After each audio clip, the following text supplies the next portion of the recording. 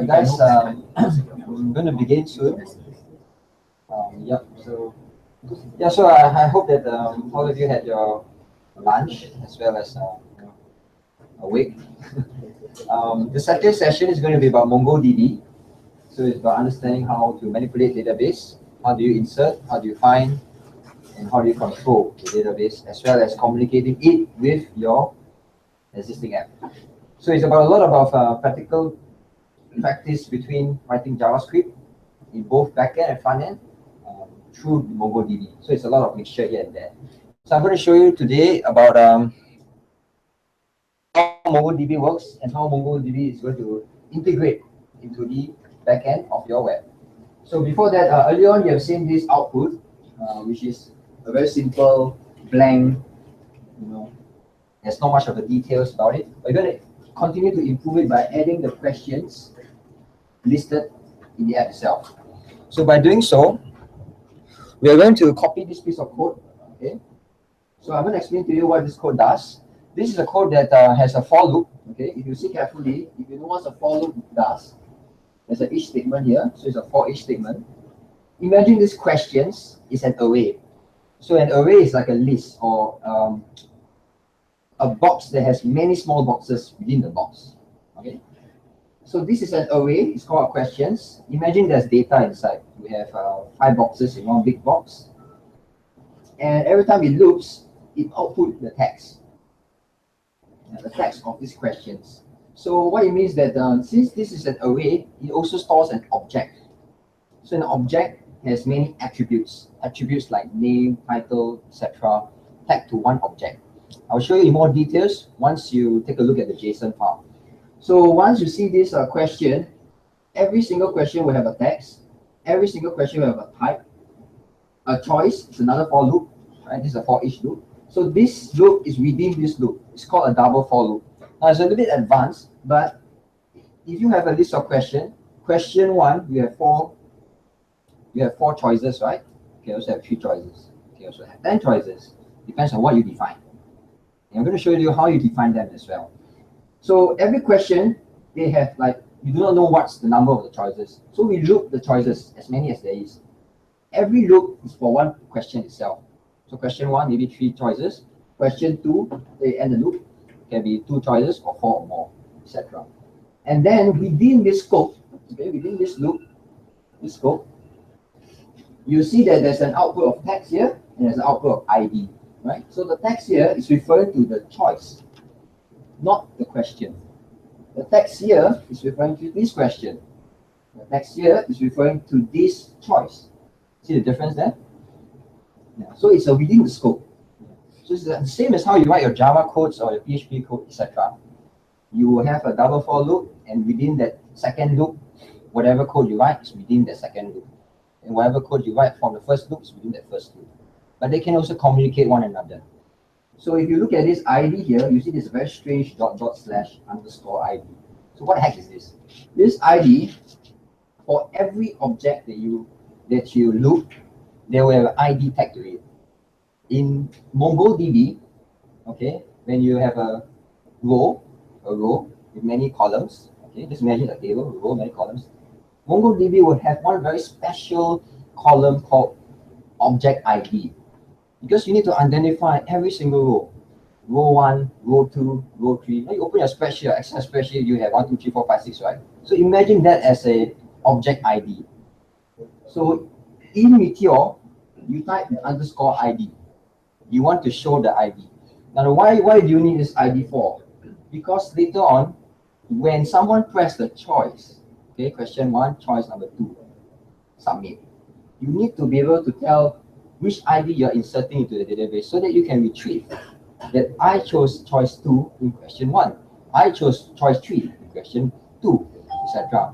Without the ID, how do you identify it? You cannot find the right question or the right choice.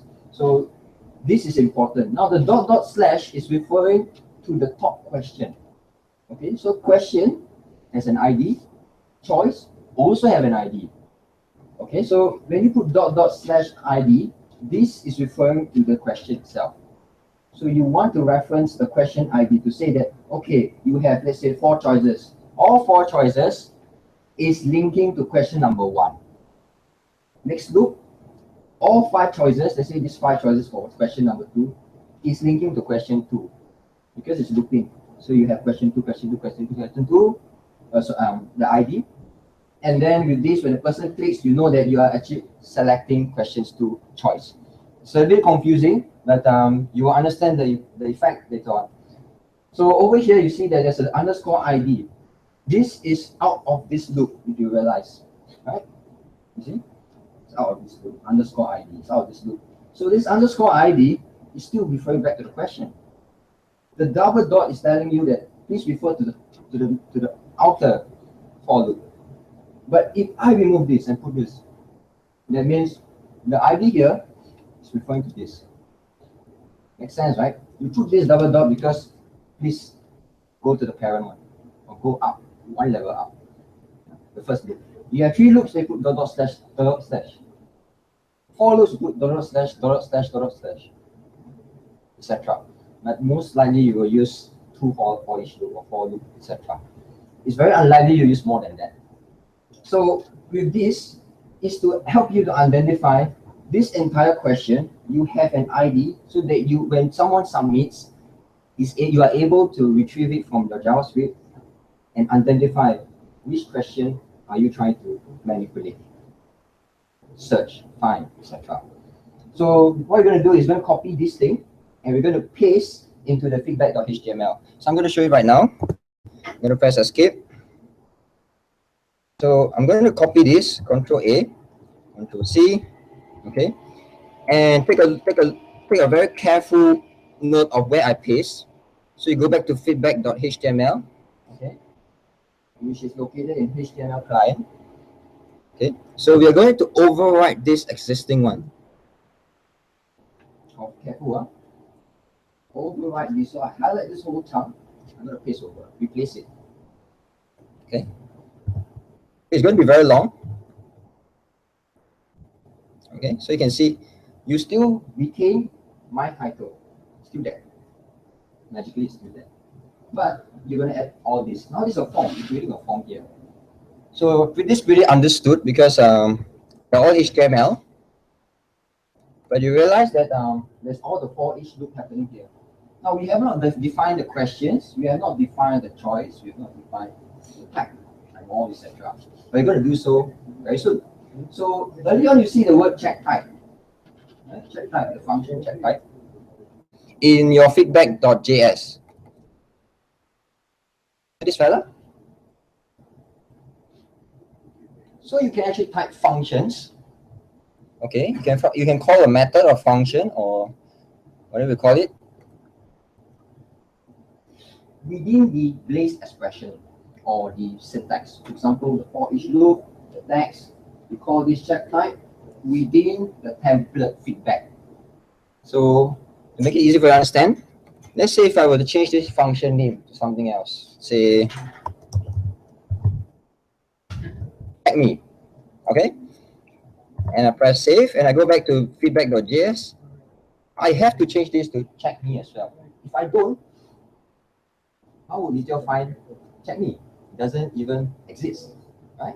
So you got to change this to check me if you want Meteor to be able to find. So how does it search for? If you recall, your my title, you're calling a function or a variable, and it comes from the helper file. So it goes the same. Whatever you define here can be called in any of the expression here.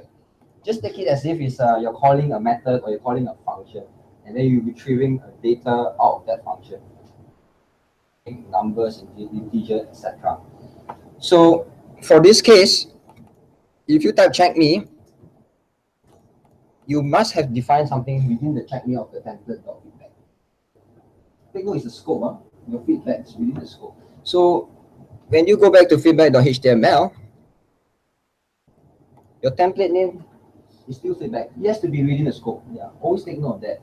I repeat this many times because most people would, think that the function can be called elsewhere, or they get confused.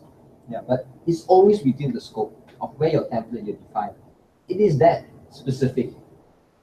The reason is very simple. as your project goes bigger, it becomes more complex. You really have to drill down and modularize them very carefully. So this is a very good standard. It's a very good practice to be able to learn the best practices of writing good software, not just writing programs. You put your code here, paste here, works, never mind, who cares? But this is something that will help you to work in a bigger team, so you know exactly what part you're writing, and very specifically who's accountable for it as well. Let's say your friend A, you do this, now you know who to blame, for example. So this is something that keeps it very, very precise. So when I come back here again, revert this to check type, okay? What happened is that whatever value that I pass over is as if it's passing like an argument to this function. You call this check type, pass type into this function. Right? So if you go back to your feedback.js, realize there's a type here. This is an argument or a parameter. You can change whatever name you want. You define your own. It can be hello. Then of course within that function scope. Yeah. You pass the type, let's say A. A goes into here. You can do whatever A you want. This condition is A equals to MCQ. The check type here is to identify the question. For example, you have two questions. One is free text, one is MCQ. So this will help you to check. Let's say you insert 10 questions, but you want to be able to identify question 1 is MCQ, question 5 is free text, question 10 is MCQ. How do you tell it? This will help you to check. So you can tell the program, oh, okay, question 1 is a free text, question 2 is an MCQ, etc. So this will tell you and identify a condition check. It's the same as, of course, it's the same as typing like this or typing an if condition. Okay. So you're writing codes within here. So for example,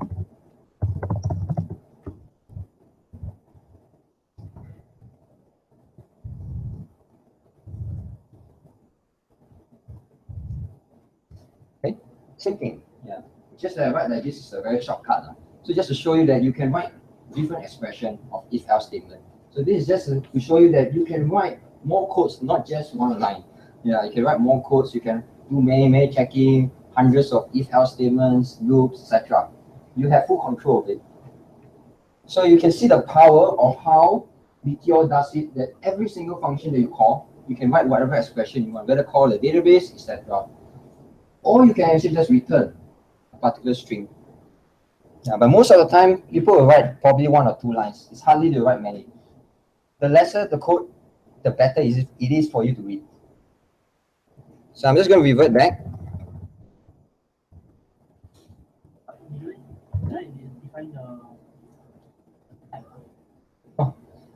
In JavaScript, right, you don't have to define whether it's integer, whether it's string, etc.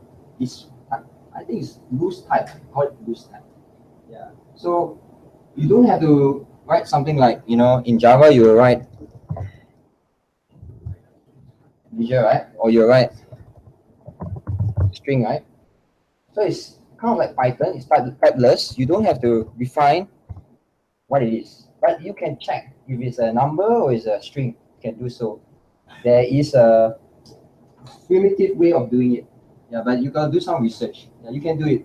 But in the world of JavaScript, you wouldn't want, because you want to make life easier, right? So there's no point of writing lots of extra types where you can let it define whether it's string or numbers.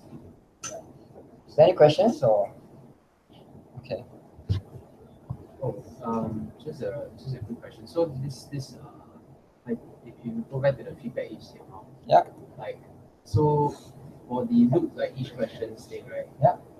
This is not the same as how you call the my title, right? Okay, you're saying they're calling this, right? Yeah. It's going to be the same thing. Yeah, it's going to be the same thing. But I'll show you when we continue to copy and paste the code. Okay. Yeah, you will see this being defined. Whatever you see here right now, it's not defined yet. Okay, so if you run your program, it probably might crash. But we're going to show you that where we're going to call this from, where this thing comes from, where this thing comes from. But just to show you that there's this structure of how the loop is happening for the front end. And so this is really front end, it's not yet the back end, it's more of front end still. But the integration between the back end and front end, you can see that it's coming closer and closer. The interlink is getting closer. And what's the difference between the hashtag and the slash? In hashtag? Yeah, and then the slash at the bottom. Slash at the bottom. This one? Yeah. Yeah. Okay, so if you write in Blaze, it's defined this way. I don't know why, because they want you to write the hash code so you can tell Meteor to understand that you are executing a operation, a keyword such as each, then you do end, so you know, so that Meteor will know that it's within this scope. Yeah. So it's the syntax. Yeah. So I don't know why they put slash and hex. It's the syntax. Yeah. Some people put question mark, some people put dollar. Oh, I see. Yeah.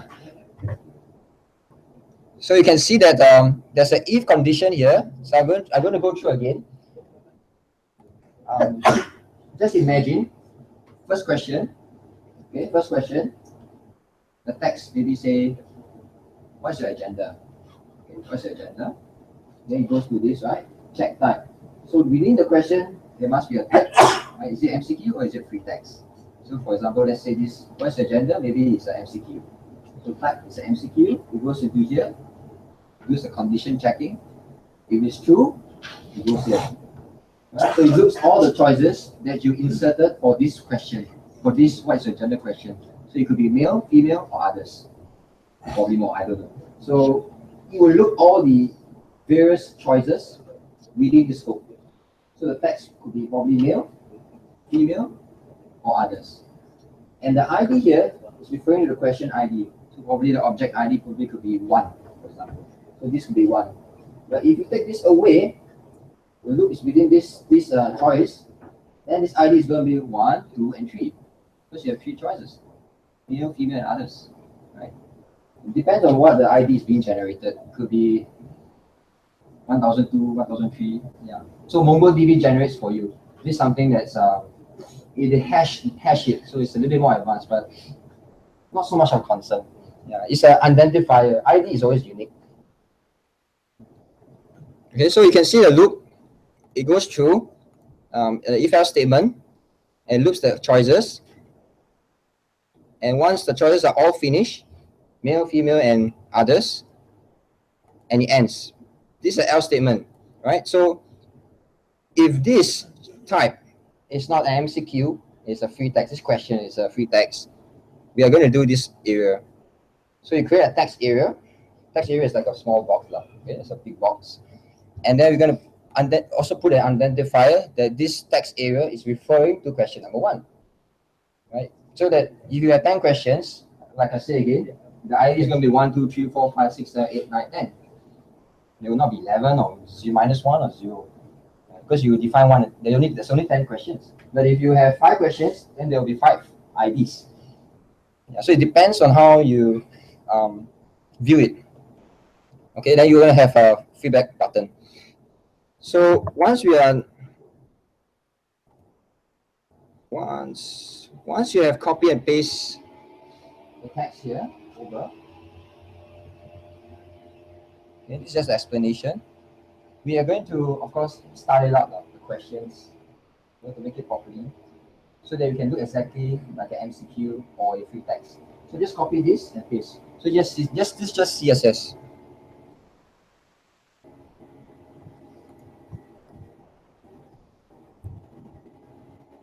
Okay, so we're going back to Atom.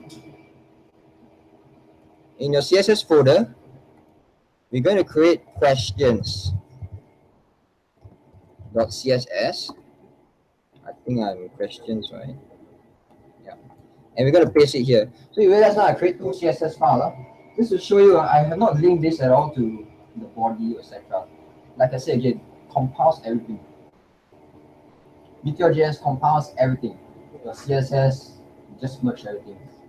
So you got to name it very carefully. So you can see the naming. I name it in a way that if it's a question, then I'll name it as a question, and then probably what kind of attributes, and according to the properties that I want to define. So these are just pure CSS to design the questions.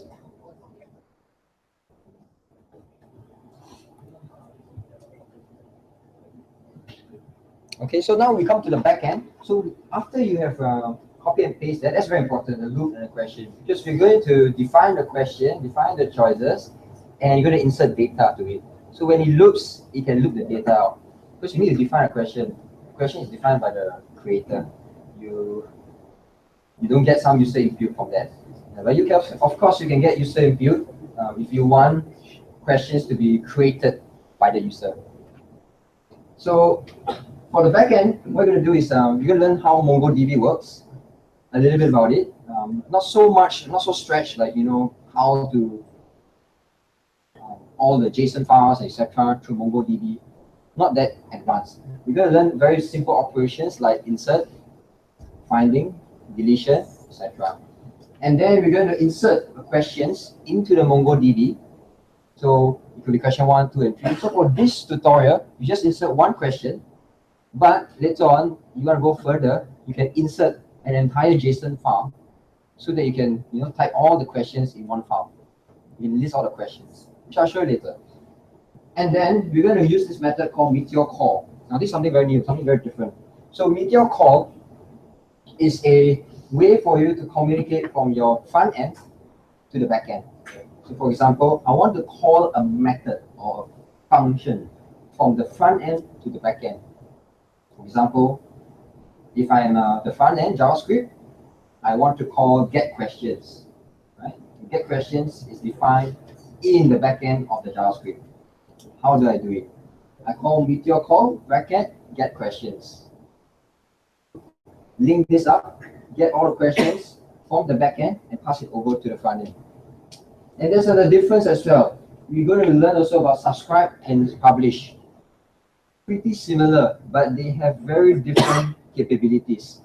Number one is that Meteor Call is usually for update, insert, and delete, whereas publish and subscribe is more for retrieval.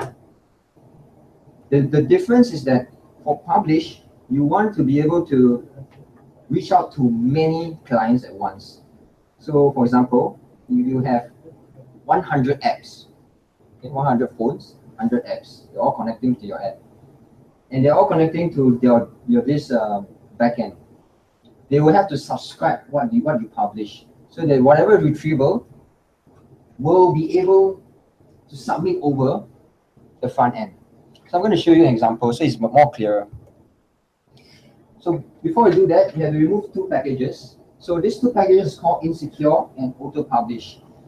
So Meteor in a way is that when you get started with Meteor, they will install two libraries called insecure. So this tool is a way that from your front end, you can straight away insert, delete, update your database. It's very risky. Why?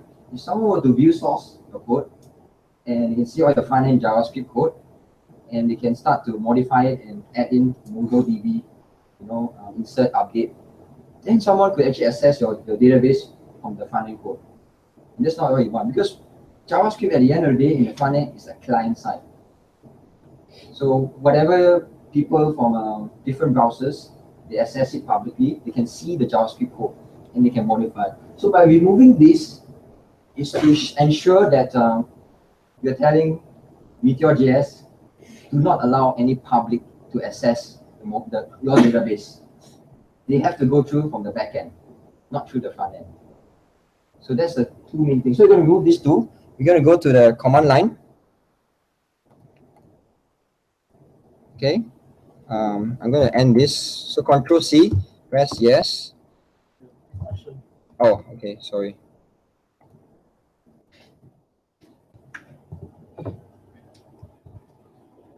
One, huh?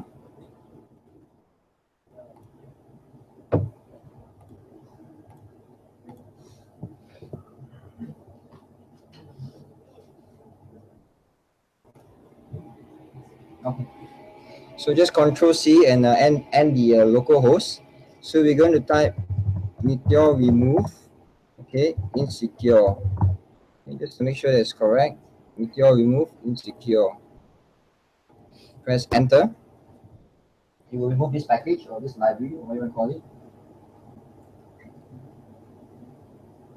Okay, and then we're going to remove auto publisher or auto publish.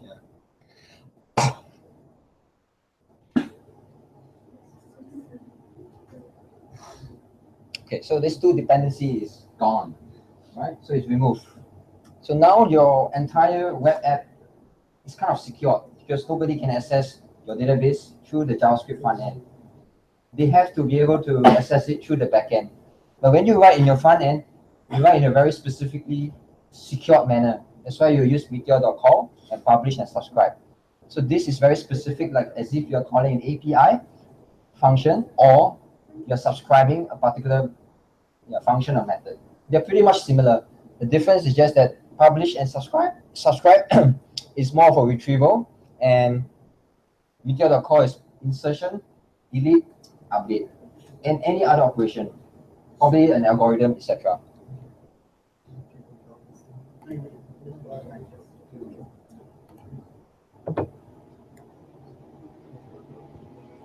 Okay, so just a bit of background about what MongoDB. MongoDB is a NoSQL database. Yeah. So earlier on, I was mentioning that it's different from SQL. SQL is more for a very old school, old style way of creating a tables, rows and columns, and be able to manipulate the data. Both of them are quite similar actually. At the end of the day, both still manipulates data. So it depends on the style of how you want to use it, the different use case. NoSQL probably is used for more very high critical mission application. Like for example, NASA, it needs to retrieve millions and millions of data. SQL would be much not so effective like NoSQL. So both has pros and cons. Another thing to take note is that they are also defined as tables, okay, kind of like tables, but in very specific technical terms, they are known as collections and documents. So each row of a table, they are known as documents. Strange, I don't know why, but they call it that way. So for collection, it's the tables. For example, in your database, you have 5 tables, A, B, C, D, right? So instead of calling them tables, you call them collections. So it's very different because in the MongoDB environment or in the NoSQL environment, these are terminologies that they will mention. So when you read in tutorials, you will understand that why is it defined this way, and it's easy for you to read through as well. So you know that, okay, document means the row, collection means the table. Because most of the time, our mind is always tables, rows, and columns. Not so much on documents, things like that. Yeah. So MongoDB also have a series of operations to control the data. It is extremely powerful. I do not know all the operation because it's very big, it's very large. So there's this link here which you can go. You tell you all various sorts of very simple and very simple operations that you can conduct, as well as very advanced. If you're, you want to go further, then you should go into MongoDB's very regular expressions. These are more complex stuff. So all this is very useful in data analytics, which of course will not be covered, but this link will actually show you all the list of operations. Okay, so just take note that MongoDB is a NoSQL. It has no relationship integrity. It's not an RDMS, so there's no so-called foreign keys and primary keys. Although they still kind of have it, but it's not so explicit or it's not so specifically defined like a normal SQL database. So you don't have, like, for example, a foreign key and primary key in an SQL database. You have a table, 2 tables, and you link them up. In MongoDB, it's different. In NoSQL, you have multiple documents. A document has a sub-document. It's like putting a table into a table. It's very different. So the big difference is that MongoDB has no relationship. You got to define it yourself. You want to have it, but there's no integrity. So what it means that if you use an SQL database, there's data integrity. For example, if you delete this row, it's connected to some other table. If there is some data in that table, this row will not be deleted because there's data integrity. To make it easy for you to understand, you have table A, table B, table A row, and there's data connecting to table A row from table B, it will not allow to delete because you can place data integrity operations like cascading, for example. So in MongoDB, no such thing. Yeah, just take no such thing. You delete means gone is gone. You insert, you can insert whatever you insert. Yeah, but for SQL, when you insert the data, if you have some data integrity stuff, some things you cannot insert. They'll tell you an error, etc. No referential integrity, etc. So it's very different. This you can insert anything. That's why it's really powerful and can be dangerous as well. So we're going to insert this and how to get started from inserting the Mongo. What you're going to do is you're going to create a model. Okay, you're going to create a model folder, and we're going to create a questions.js. So this questions is our table or our collection. Questions is a collection or a table that we define it in JavaScript. You want to transform it into a JavaScript so you can manipulate the table or the data or the collection. So to create a model, okay,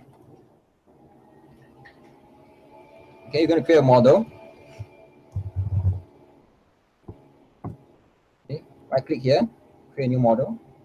Okay, make sure it's outside now. You realize outside. You see if I close them all up, you see there's a model. Model. So the model, we're going to create a new file inside called questions.js. Right? Of course, you can name anything you want, but in terms of database, you want to name it in a very plural manner.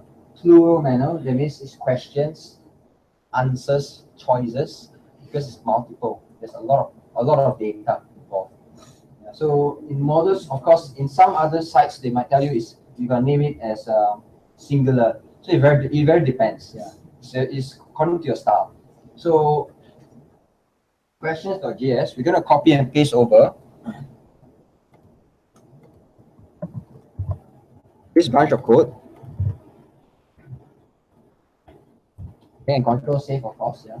So in order for you to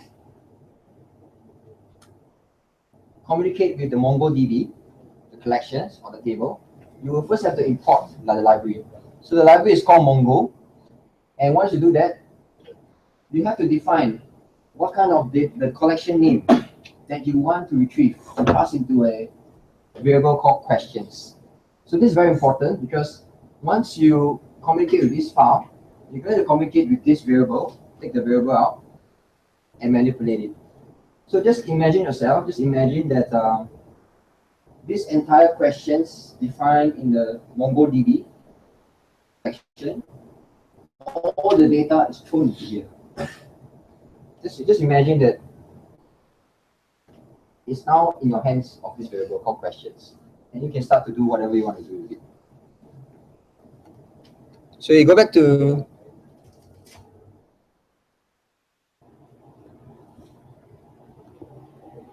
this slide. Okay.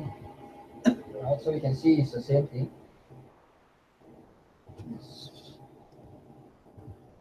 It's models, sorry. So just rename this to models instead of model. The name is the models. The thing is not so important, but for this tutorial, because when you're going to link them up, you want to keep it consistent because you're going to call /models /something, because if not you miss the S. Yeah, so I'm just trying to keep it consistent. So just make sure you have models, yeah, because it's going to be a list of tables, a collection. Usually when you build an app, it has more than one table. It could be 2, 3, 4 or more. So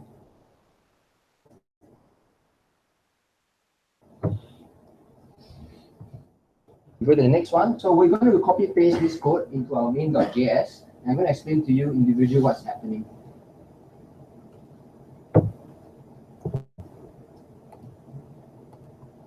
Just copy this. Okay, you go to your main, your server. Okay, now you're touching the server. You go to the main.js.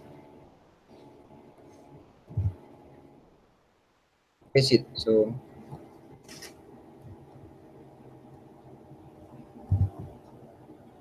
okay, do it like this. Default. paste it. Okay, default, paste. So what the heck is this, right? So when you start the server itself, it has its own entry point as well. So when you start the server, it goes through this thing called startup. Because you're starting up, right? Starting up server. It's going to run through all these Meteor codes. So these are specific defined codes by Meteor. That means that Meteor.methods is it's like a keyword specifically for Meteor libraries. So you can see that every Meteor every Meteor method will always come with the word Meteor.what, Meteor.what. This Meteor is coming from what you import. So if you change the name here to M, then make sure you change all to M. Pretty straightforward, right? So you can import multiple libraries as well, but nobody actually does that. Okay, so the method is where you define your server-side code, probably a function within the server. So as a user, if you were to access the website, they will not be able to see this code at all. This JavaScript code is hidden because they're all server-side. They cannot see this at all. But the users can see your front end because they need to be exposed to the front end in order to execute animation, etc. But for the server, you don't have to. You realize what you're writing in the server is also still JavaScript. So that's the beauty about MeteorJS. You write JavaScript for both front end and back end. So the methods here is where you define all the methods or functions that you want to be able to call to. The publish is also the same thing. It's kind of the same thing, but the difference is, like, again, it's more of the capabilities. They do almost the same thing.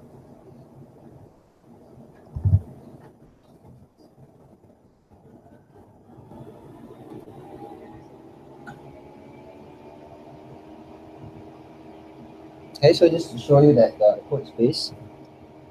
Okay, so the next one, we're going to copy this entire code, right, and paste it over. So this happens when someone press the submit button, right? You press the submit button. It's going to call this method add answers, and you're going to get all the data from your form, okay, and then it's going to insert it into your database. Okay, so you can see it's very clear cut. The values of the form is retrieved as the answer, means the text, what choices you pick, and then you'll be inserted to it. So you can just copy this code and paste it, and I'll explain in further details.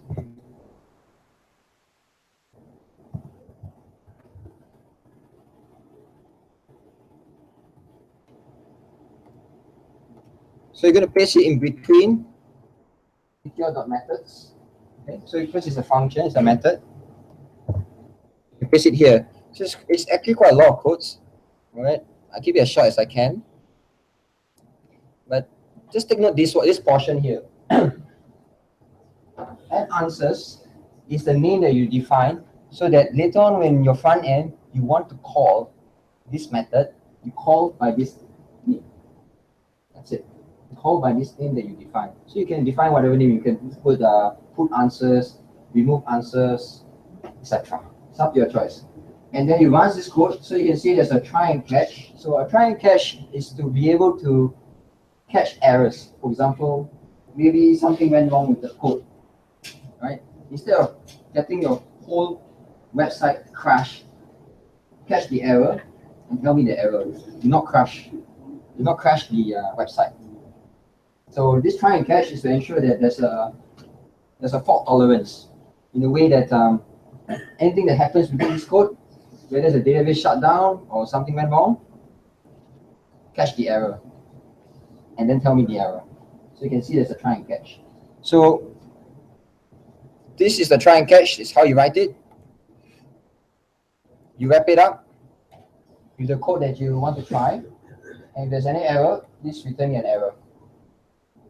So in this loop, you can see that, like I mentioned again, the form data, which you saw that for each loop of the questions, the choices, and there's a form, right? This is where it's taken from here. And later on, when you call the method, you're going to pass the form data to the meteor.call as a parameter or argument. It comes into here, and you got all the information that the user submits. And once done that, you will then loop it, and you get the values out. So for example, which question it is, which answer it is, and please insert into the right attributes for that particular question. So I'm going to come back this again.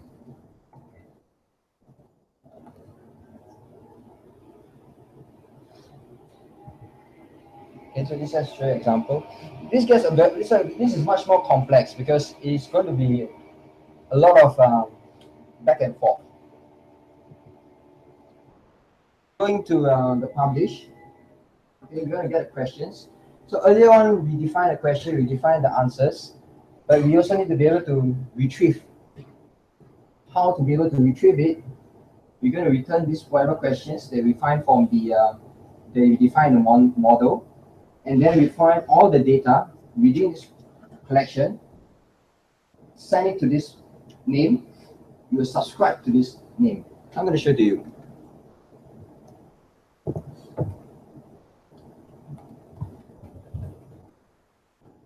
So you copy this, you go back to your main.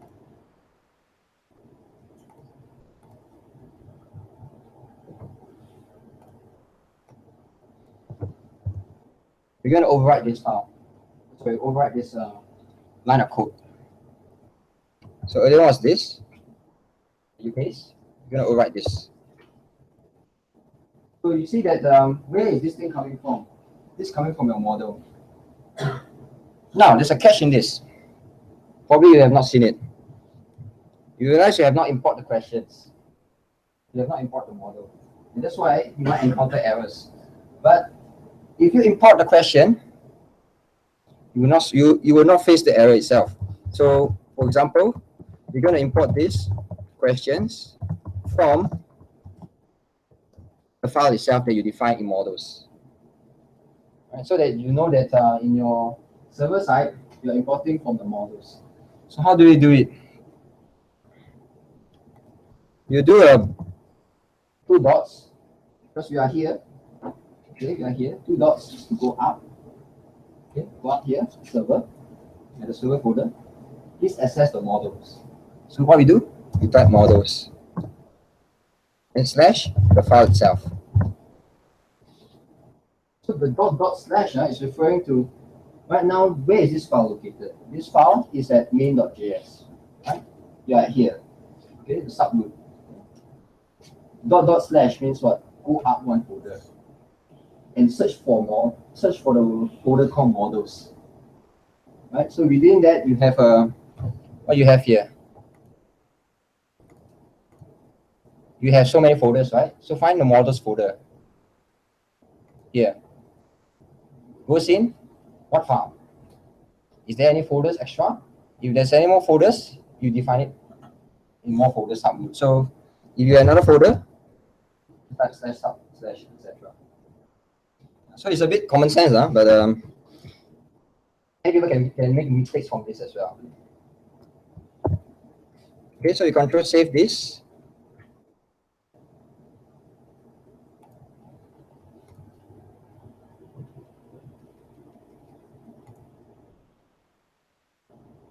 Okay, so remember that when you do publishing and subscribe, you will always do retrieval. So whatever retrieving of information from the database, you use publish and subscribe. In a way, is that it's more efficient, and it's also meant to be the right way of how Meteor works. Because when you publish and subscribe, it propagates to all the subscribers instead of polling. Polling means for example, let's say I'm on the front end and I write some JavaScript code. I want to call an AJAX function through the server. So AJAX means asynchronous JavaScript, which also means I want to call a function name from the backend. But when you do this, you're polling. That means you're pulling. You're telling request. Subscribe. That means if there's any more data, I push. It's very fast. It's faster than I pull. And if you have 10 clients or you have 10 devices and they're all pulling, they're asking for the same data, it's slower. But from the server, if I push to all the 10 people who subscribe to me, it's faster. So that's why publish and subscribe is a very interesting model for retrieval of data. You have Twitter feeds, right? Twitter, you have a stream of news. Most of the time, it's the server that's pushing to you, not you asking for Twitter. So that's the way it works. It's a streaming. Right, so just to show you the screenshot of how the code is being pasted. So you have clear view. So remember the import questions. So it's intentional. So it's intentional. Yeah. So that if you face an error, this is the right codes. Yeah. Going through this workshop, you'll be able to learn how to fix and going through the path of fixing the questions.js. So you're going back to the front end. We're going to call the method. Okay. We're going to call this method, and we're going to retrieve all the questions that's defined.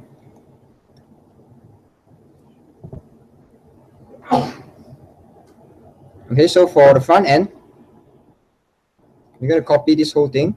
Okay, we just copy the highlighted ones. Highlighted ones. The first one. And we'll go to client, JavaScript, feedback.js.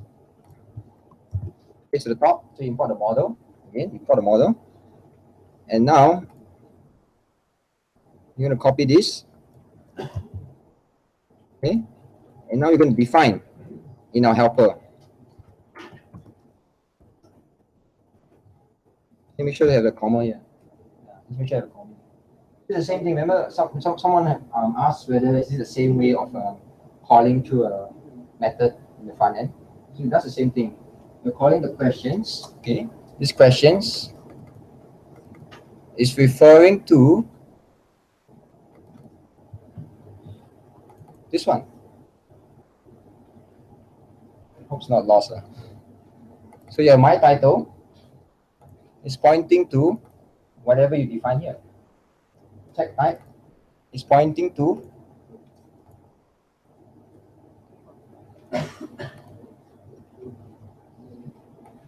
whatever you define here. So it's very functional based. You call the variable the method, and you retrieve you the data. So by doing this, each questions is taken from the model that you define over here, and it's going to find all the data. But when you do this, you have not subscribed to the publisher. So you will always face an error. You will always face no data because you haven't subscribed to it. So you're going to subscribe to it so that this will have some data populated, and therefore you can find. Find, that means you're going to find all. You can, of course, place queries like type. I want to find all the MCQ. For the question, there's the type, attribute called type, and the value MCQ, for example. Yeah. But there's a lot of different expressions, so we're not going to cover all this. We're just going to get all the data on shot. Okay, so we go back to the slides.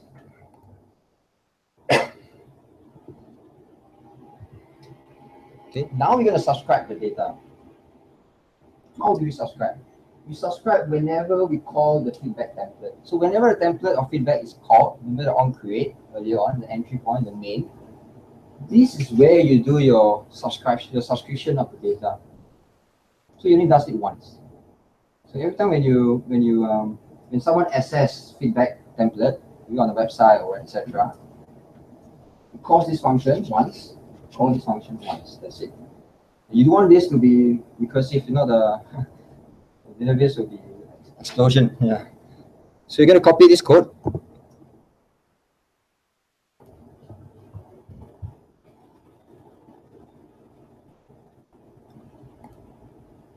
Okay, you're going back to the feedback.js. Feedback.js. You're going to paste here on create. Okay. So without this, your questions will have empty data. With this, questions will now have data. It's a bit strange, huh? So let me show you the effect. Okay, so I'm going to show you from the. Let me close this.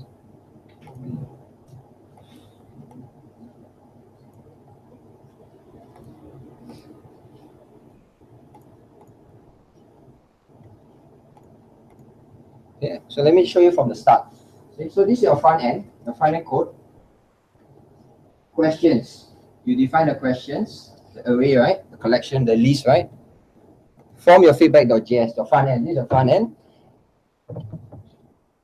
over here. Am I right? So your questions here, this is a big tab. You can see the big tab. You can name whatever you want. It is the model that you take from here. Okay, so it's the model you take on here. It's an operation. It's a Mongo collections. It's defined as questions. You can define whatever name you want, and this will allow you to do insertion, update, etc. But since you remove insecure and auto publisher, you cannot do such operation over here. You can only do retrieval, but you cannot do any operations. The operations can only be done in the backend, right? But so does your retrieval of info. Your retrieval of info also has to be done in the backend. So by subscribing to get questions, whenever the template feedback is started, it will find whatever is published from the backend. So whatever is published from the backend, we call it get questions. It now calls the same model name, collection, execute the same operation. So for example, let's say if I define a type MCQ here, okay, here, okay, just take note, this backend from the server side, and this person subscribe, and this person calls the same thing in the operation. What is it going to get? It is going to get all the questions that are only type MCQ. So you have 10 MCQs questions, they're all inside here. But if you type whatever you find here, you can narrow the search even further within that array. So for example, let's say you have an array, okay, this easy for you to understand. Let's say an array of 4 questions, for example, okay, 4 questions, and in this array, if you narrow down the search to say, let's say the ID, right? Let's say the ID, it's only 1. This is your backend, 1, okay? For example, this is incorrect typing of codes, but just to show an example. So whatever you find here is only going to find 1. But let's say if you have 1 and 2, for example, this is incorrect, but just to show an example, right? So over here, if you do find here, it's going to show you 1 and 2. But you can also narrow down the search by saying ID, you want to find 1 only. So this portion here, it finds within this array that you subscribe, and it finds only 1. So you return you only 1 question. You narrow down the search, you're narrowing down. Yeah. So the server is giving you like the ultimate data, and then from your front end, you manipulate it even further. Because sometimes if you have a very big array, you have like maybe say 1,000 objects, right? Name, types, I don't know, fishing, cooking, various attributes. Then you want to narrow the search even further, so that this will reduce the impact or the performance for the server.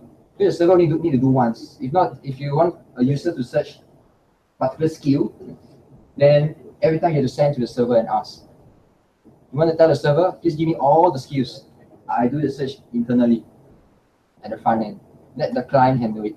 So this is how you narrow the search and you increase the performance of the entire app. So that's the benefit of it. It gets a bit confusing, but it helps you to be able to retrieve data in a more complex and a more controlled environment. Because with this, you can define within the scope. Your server guy will tell you, I only give you this data, up to you to do it whatever you want to do it. So as a front-end developer, this is the data that I only have. Yeah. So that this way, your backend don't have to be so stressed. You don't have to keep communicating and say, I need this, I need that, I need this. All the data you need, you manipulate. But some data I don't want you to have. So for the front-end guy, he don't need to say, this I don't want, this I don't want. I can type whatever I want. And so the front-end do not need to care so much about how the back-end works. He only cares about how the front-end works. Whatever data the backend give me, that's all I have. Whatever the backend wants to give to you, that's all you have. So you have less conflicts because you're giving what information that you should have, rather than letting the front-end developer telling what I need so much. Because sometimes they don't really need this data, but they ask so. So the backend would then just give, and they'll write more codes. With this, it helps to narrow down in a way that front-end developers would be able to write codes not just more effectively, but also more efficiently, because it's just within the scope. It's not manipulating the data, it's not manipulating the database anymore. It's manipulating the data that is pushed, that you subscribe for. So it's a bit confusing, but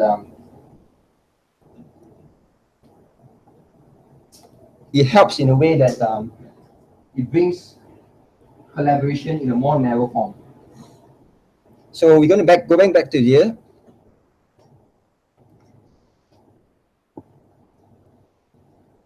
The next thing we need to do is to be able to submit the button. So when you press the submit button, earlier we create a method called add answers, right? So we want to be able to call this method, call add answers, when we press the submit button. Remember the event handler? So this event is where you place all your event codes, for example, submit, on change, etc. Take note, it's only within this scope. Lots of time, because you kind of miss it out. That template.feedback is always within the scope. Nowhere else can access it. And if you don't want to access it, you write a function outside so everybody can access it. So it's very modularized, very encapsulated. So you're gonna write this, we're gonna copy this code.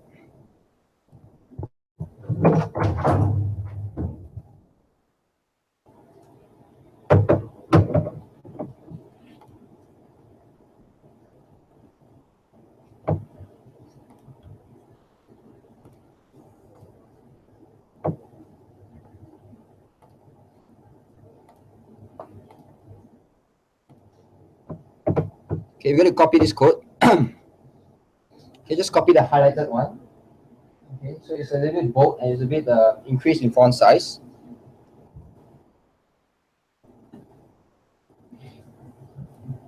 We're going back to the feedback.js, which is the front end. We're going to paste it at the event code.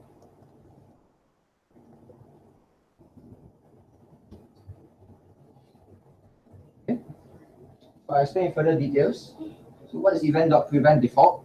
So this is when you press the button, the submit button, because Meteor is really fast. It's reactive, it's real time. When you press the submit without pausing it, okay, it's a special way of pausing it. Stop it. Stop it. That means to stop. When you press the submit button, please stop and read the code. I don't want you to execute immediately and then it will not return you anything at all because it's too fast.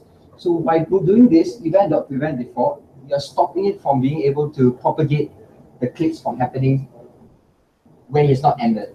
So once you put this method here, you'll now be able to call the method accordingly and retrieve the data. For example, you want to send an alert. So an alert is like a pop-up box. Show the pop-up box, right, etc. So over here, a variable is defined called form data. This is a jQuery expression. So if you are familiar with jQuery, that'll be good. But if you're not familiar, when you write JavaScript, there's this library called jQuery. It's very popular and it's commonly used in the industry to be able to manipulate data in a HTML form. So when you do this, a $sign, bracket, there's a semicolon, hex, right? This hex is an identifier. That means help me find this ID called feedback form. Okay, help me find this ID called feedback form in the HTML within the template of feedback. So if you go to feedback.html, find feedback form. The hex is referring to the ID. Okay, if you change this to a dot,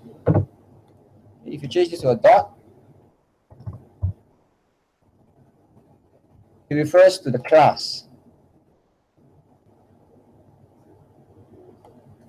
Okay, you'll find the entire template feedback. Okay, scan through, and you find for the class called feedback form, but it doesn't exist till you define it. Right, till you change this to class. Right, so there's different ways of how you can retrieve and communicate between the JavaScript and jQuery as well as HTML. But most of the time, you want to only communicate through the ID, not so much in the class. You want to restrict the class for more CSS. So it's very clean when you write the code. It means you see the word class, it's referring to CSS. You see the word ID, it's really, there's some manipulation probably behind it, or an identifier within that tag. So for this feedback form, you'll find this ID called feedback form. You call this method called event.prevent default to stop it. And then we're going to call the meteor.call add answers. So when a person press submit, it will send the data that we retrieve from the form, okay, which is here, the form.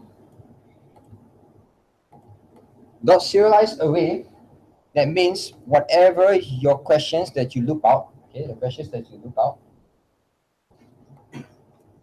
all the input, okay, the input, text area is also an input, all the name, which is the ID of the question, will be constructed for you nicely in a kind of like a JSON format. So you submit this entire data, okay, into this function called add answers. It's a shortcut. So this serialized array is a shortcut of compressing all the data that you have in the form and place it into a variable called form data. So when we output this form data, it will be like a JSON string.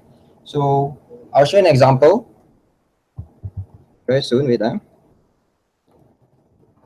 So first of all, we call this add answers. Okay, you pass the data over.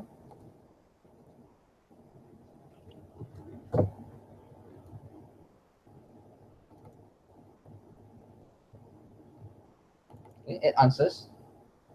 We pass all the form data over, and we're going to extract it out. And then we're going to give an identifier. So earlier on when we retrieve all the ID, right? All the IDs. We are going to encapsulate this and say that this ID is now a Meteor MongoDB's object ID. And with this, we're able to search the particular ID according to the list of questions and update it through that particular row or the particular document.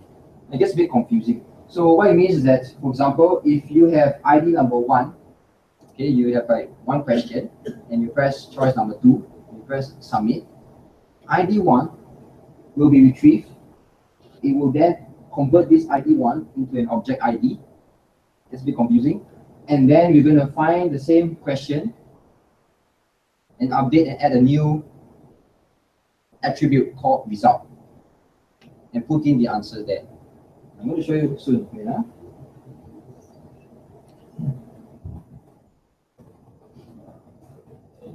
It's very advanced here, but just bear with me.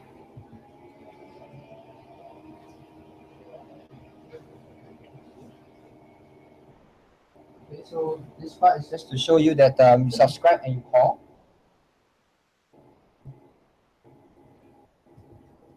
Okay, this to tell you the differences. So once again, it's very different from the normal way of calling your functions and your methods. So there's a lot of difference in its capabilities, as mentioned earlier. So you can see that the publisher will send and all the subscriber will receive. It's pretty close to if you do Java.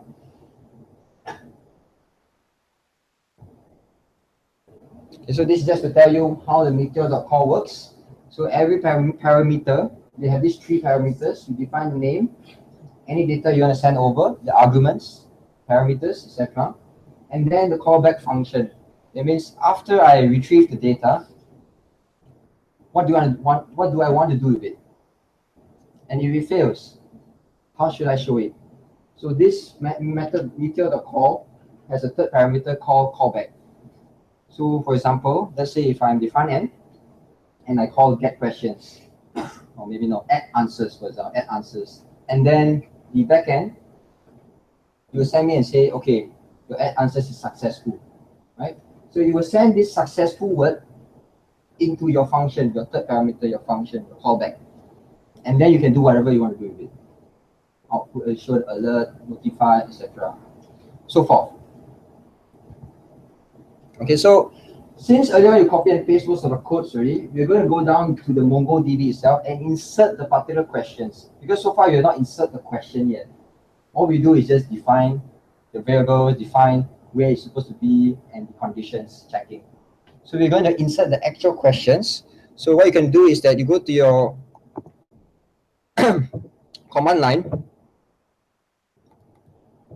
Okay, create a new tab. Okay, create a new tab. So first of all, make sure that your Meteor is run. You're going to run Meteor. Create a new tab, or you can create a new. Make sure it's running. The reason why is that whenever you run Meteor, you always start MongoDB by default. So you don't have to do it yourself. You don't have to manually start a MongoDB. It comes together as a package. So it starts once and for all. And now you go to the new command line. We are going to go into the directory. And we're going to do Meteor Mongo.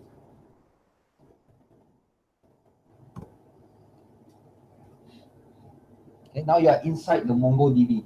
So this is where you insert your questions, the exact questions like what's your gender or whatever questions you want to add in. So for this example, we go back to the slides. It's already predefined over here. So we're going to copy this entire code here.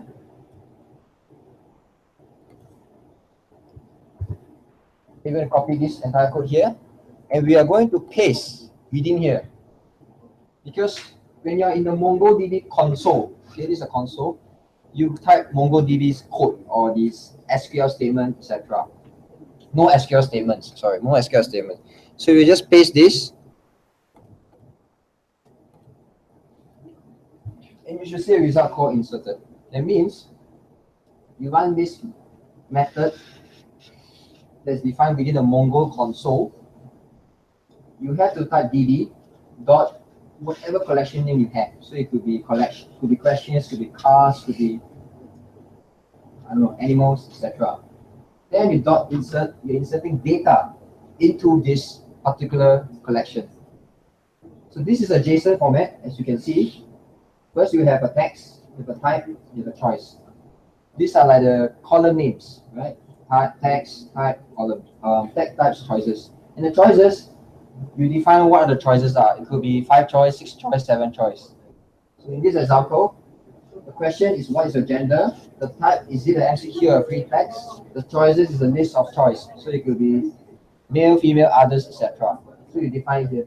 Now it's a bit strange the way of inserting the information, but this is a JSON format.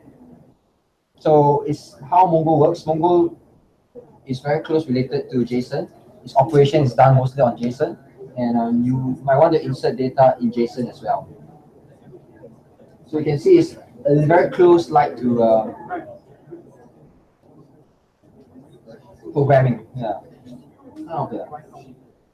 So everybody, it's okay, right? Or it's lost.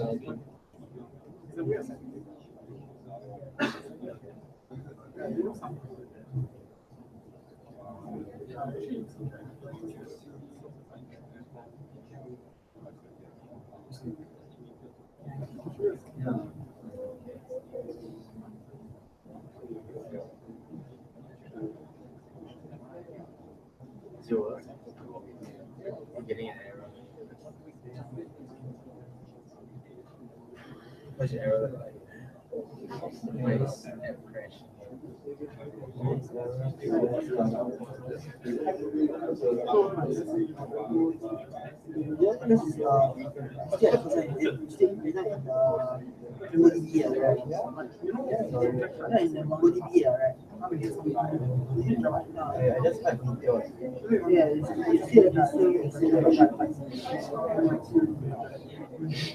Meteor is still need to type some more.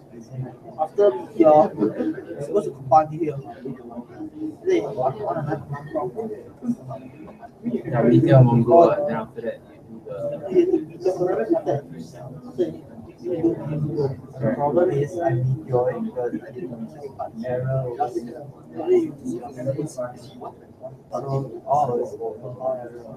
Yeah.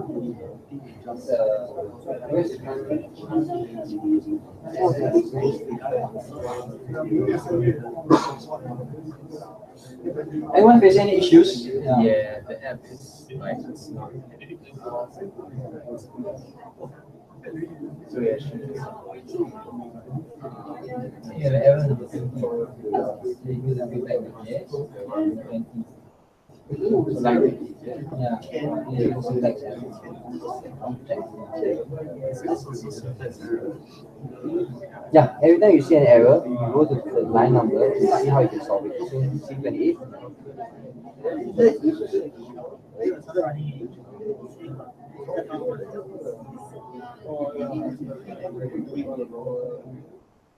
Cannot be property 5.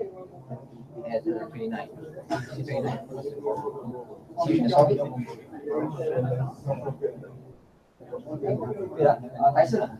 I'm going to continue. Okay. That is what you give the final. 29. Which one?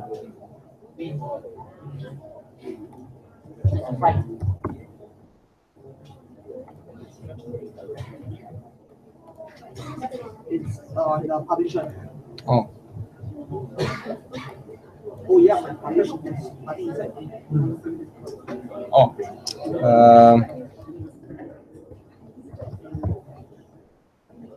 It's supposed to be this. Yeah. Same.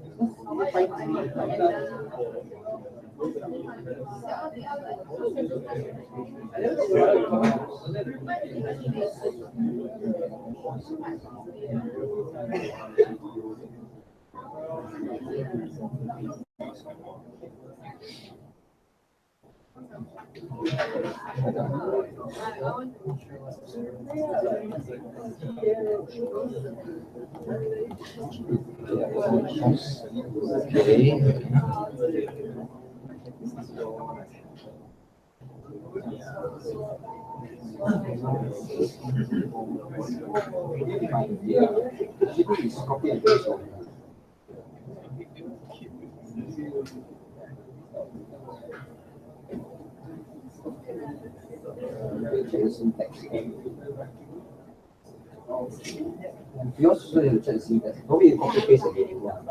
Try and copy and paste. Probably it's copy and paste. Okay, so you're missing comma.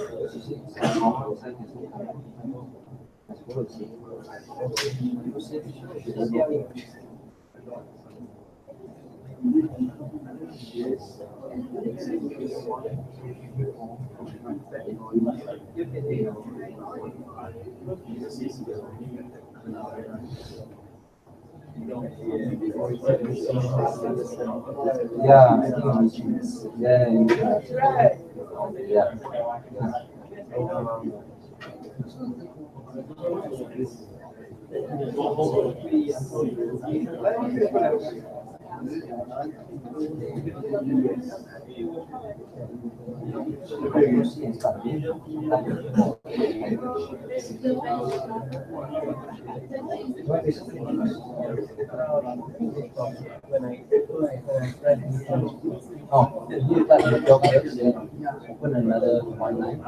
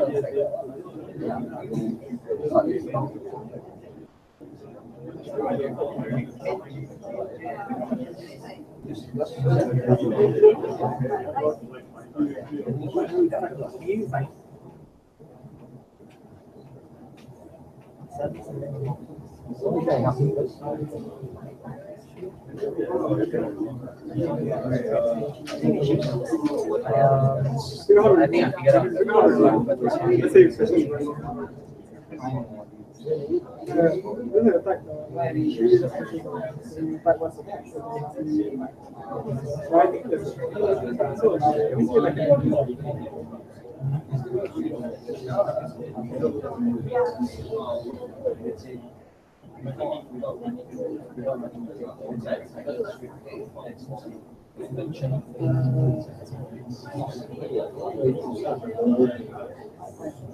So you need some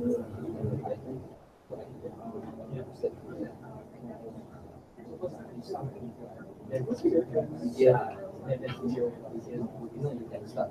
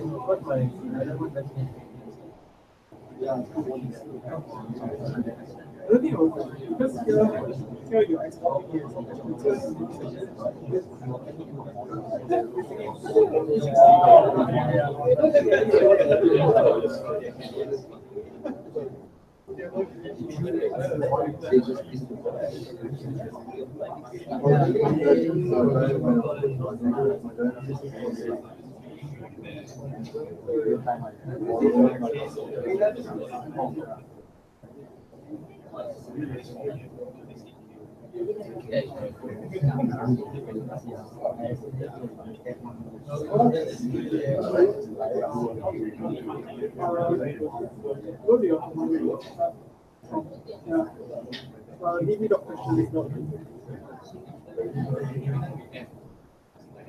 We can remove everything.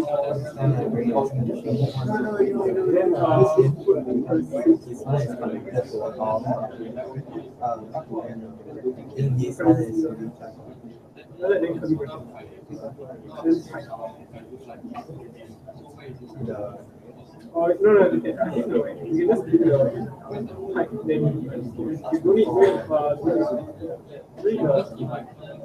then next one is the value is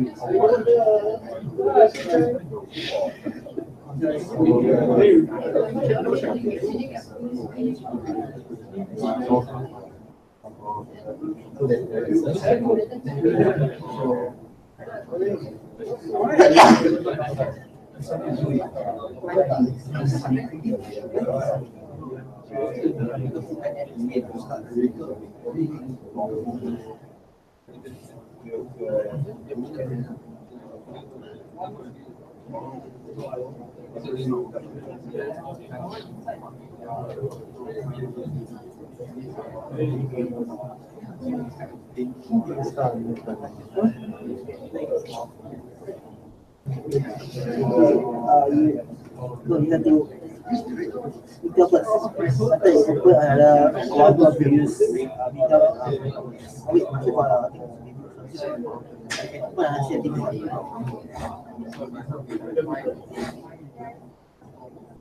You go into the folder.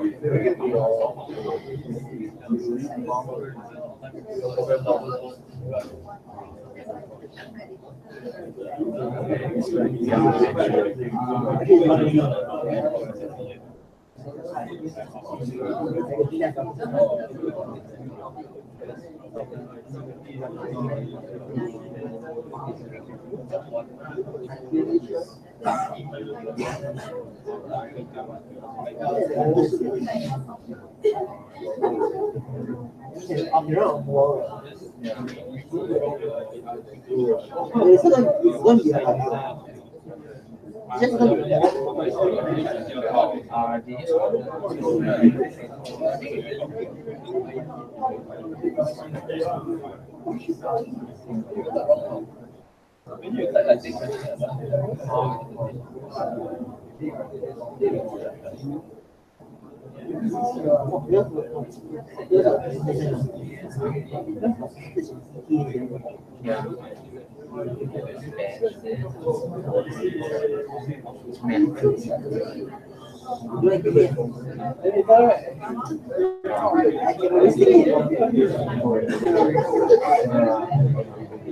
No, I got a worse copy of this pen. I think I bought a Chromebook. Why? Because I expert my laptop during poly. During the holidays. Then why you buy Chromebook? Because not get laptop. We're going to be in the army for I recently watched one of the game.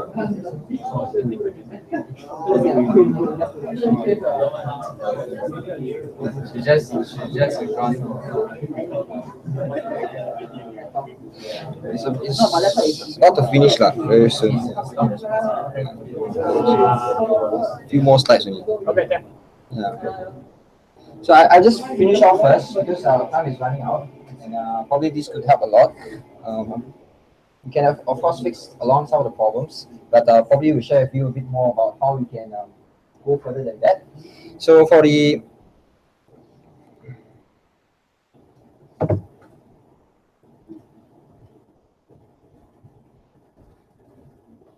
extra stuff, after you inserted the data, you should see something very similar to this. You will have a question here appearing. So it's either male or female, and you press this, and you submit. You show an alert form, and this will be inserted into your database, the MongoDB. Okay, so in the slides here, it's more of a extra stuff to wrap it up.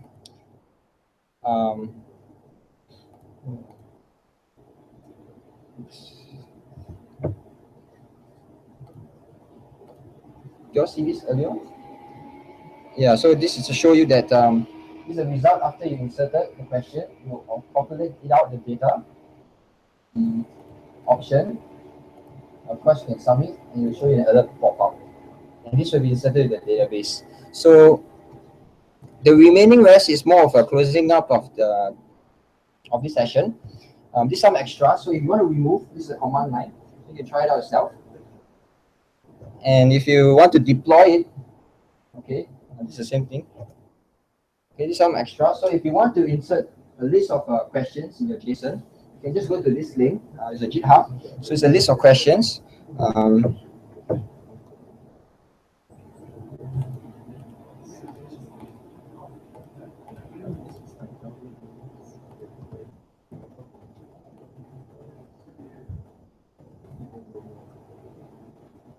Okay, so it's a list of JSON questions.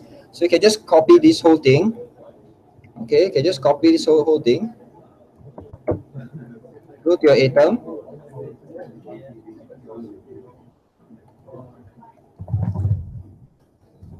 Just create a questions.js file.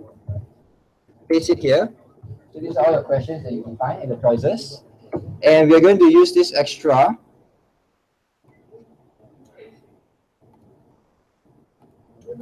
command here. So there's this command here that you can import whatever JSON data straight to your database. So you don't have to insert manually through the console. You can do it through this command. We have a file, take the file, put it inside. Import, export. So just to show you, you copy this, you go back to the console, okay? You end this, you paste. It says imported 4 documents, 4 questions. And when you import this, you see I did not make a refresh. Here's all the questions. So you can see that the free text is defined through the JSON. If you scroll down, you can find out the type. I type it as free text. You can type whatever you want. So the attribute, you can type whatever you want. The value, you can type whatever you want. So this will show you that you can import and export JSON files and data into your database. I know some of you might face some issues with the errors whereby a semicolon or a missing comma, probably a copy and paste error. So most of the time, just to resolve these issues,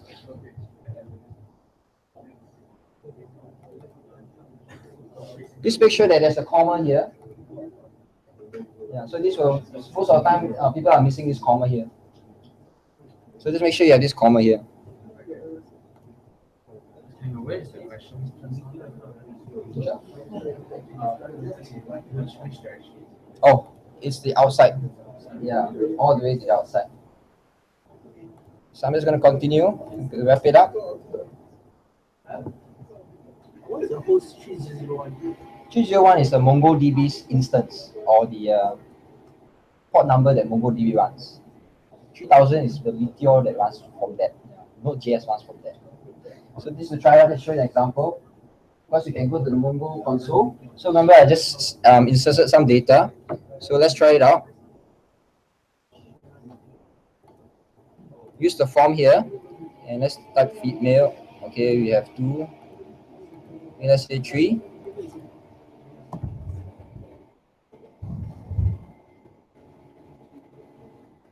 Okay, we submit. Of course, there's no validation, but you can add on if you want. Now we go back to the console.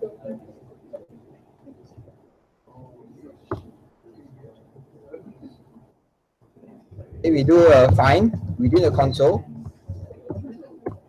And you can see the data here, right?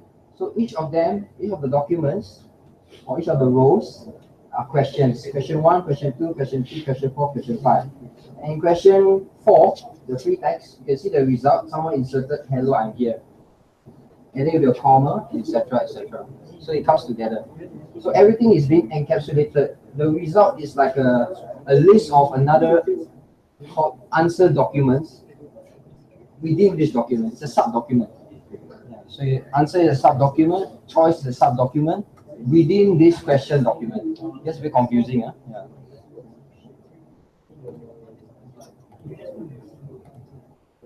Yep, so this is just more materials. If you are more curious to go further, you can build a WhatsApp clone JS. You can also build Slack as well. And there's also cookbooks and more extra links that you can go and visit so that you can learn more and explore. I have not tried this tutorial yet, but because this is a very lengthy one, it's a good chance for you to try in Orbital. So probably that will help you to build something out of WhatsApp. So in conclusion, firstly, you learn a lot of things about how to create a MeteorJS, why we should use MeteorJS, as well as all the implementation that's been done today. So it's a lot of copy and pasting, but most importantly is to understand the syntax and how it works. It gets very complex because of the unfamiliarized of how JavaScript writing, when you start beginning JavaScript writing, it gets confusing because of the comma, the bracket, the curly brace, etc. But once you get used to it, it becomes very normal as time goes by. You will get used to it. But is there any way, right, when you use the file, right, the formatting look more nicer? Yeah. I mean, that's console lah. So you can use tools to prettify it. So of course, this comes to the end of the workshop. I'm sure you have some errors. So probably me and Tyson will try to help as much as we can. What we want to do is that I have this link just to show to you that I deployed it on live. So you can actually submit a feedback, and it'll be very nice. Of course, you want to spam it also fine. Okay, because I did add validation. Yeah, but it's just a form of way that whatever we built today. So in your orbital journey, you want to build something that people will want to use. Then you increase your value. That's the most important thing. So just click this link, and probably you can send a feedback to us.